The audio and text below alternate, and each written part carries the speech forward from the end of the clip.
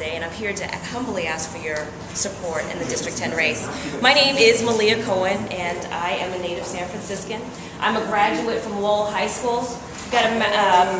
Lowell High School. I've got a bachelor's degree in political science from Fisk University, which is a historically black university. I've got a master's degree in public policy and management from Carnegie Mellon University.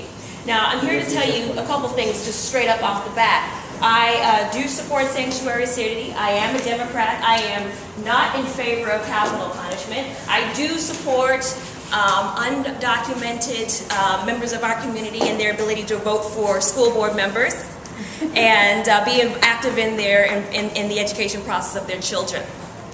There's three things that I'm focused on in my race. Very simple: keeping District 10 working, keeping folks healthy, and keeping them safe. And how are we going to do about that? How do we go about doing this? I'm going to tell you. How do we keep District 10 working? Now listen, I am the endorsed candidate from the building and trades. And for some people, that makes them nervous, right? Because that says, hey, she's endorsed by a faction of folks that say, we will pour cement over and build over anything. And I'm here to tell you that that's not necessarily true. But what is important is that we do keep jobs in our community. And when we keep jobs in our community, we keep our community stabilized. People are able to spend their money.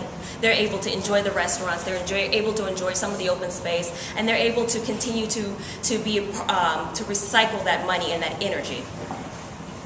Number two, when we think about the vision about what District 10 could look like in the future, we've got the redevelopment agency putting millions of dollars of properties being developed on and along 3rd Street in the southeastern corridor.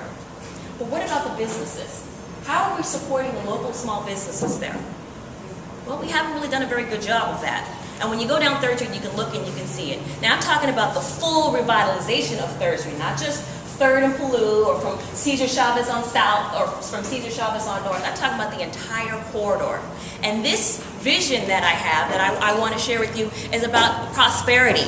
Giving people a reason to come to San Francisco. It is a crime that people come to San Francisco and don't stop in the Southeast. Why? Well, Malia, there's crime, there's, you may get shot, and there's nothing really for people to go to visit. Well, all right. Let's take that by the horns and let's deal with that. Let's build something that is friendly to families. Let's build something that will create not only stimulating the local economy, but also attract people. When people come to San Francisco, just like they go to the Mission District and Chinatown, and they go to North Beach, they need to come to the Southeast because it's the most beautiful views. It's the best weather. We will create an opportunity to attract some of the tourist dollars, which will stimulate the local economy. Also, we need to be very, very judicious on what businesses we attract and retain in and on 3rd Street. We need to be smart about the next wave, this green technology, and be smart about how we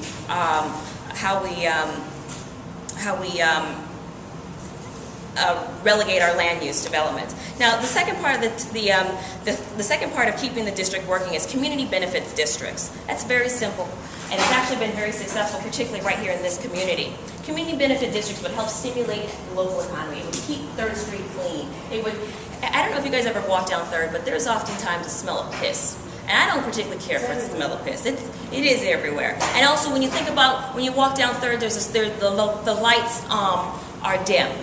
There are quick fixes that we can do to revitalize this local area. Now, how do we keep District 10 healthy? We've got, Chris explained it, we've got disproportionate rates of asthma, childhood obesity, infant mortality, breast cancer. I mean, you name it. We got our fair share of what's going on and what's wrong. But what about if we were to take this opportunity and flip it and start to speak life and vitality into our community, affirm ourselves, affirm our health?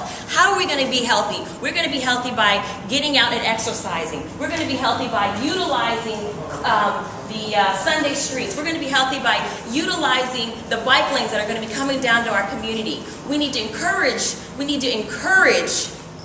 healthy food options. There's a food desert out there, ladies and gentlemen. Do you know that there is only one grocery store and it's called Foodco and it is deplorable? Did you know that? That is a problem. We need to be looking about how we're using our land use. We've got, in the Portola district, we've got relics of beautiful greenhouses. What if we were to take that and turn that into a community garden, right? What if we were to partner with USF, San Francisco State, and really harness the opportunity here to show kids how to grow their own food, how to take control of their own future, how to make healthy choices when it comes to their dietary needs. It's one suggestion. Here's another one. How about open space? We got pocket parks popping up all across the city. Why not right here in District 10? I've been working with neighbors down in the central waterfront and helping them take a slice of a piece of land that's underneath the 101 freeway and turning it into a park. Now, McLaren Park is the second largest park in San Francisco. You would think people would know that, right? I know my dog lovers. I know Bruce, where is he? He knows the beauty of McLaren Park here. But again, we're talking about a resource that's been squandered by the city. And it's because it has not been a priority. And this is a critical time in 2010 for you guys, for all of San Francisco, to say enough is enough.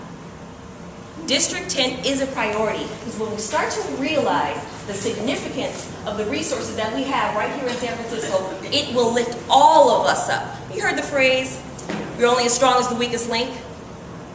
Well, if District 10 is marginally considered to be a weak link, imagine what it would be if we were to bolster it and embolden it.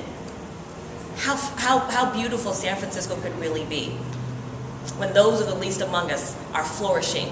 They're educated, they're healthy, and they're strong. Third tenet, safety. How are we going to keep the streets safe? I propose a community policing model that does not come in and empower the police to come over and take over our police state. That is not what I'm advocating by no means of the imagination. Instead, I'm talking about community policing that develops a relationship and partners with organizations that are on the ground that are doing good work.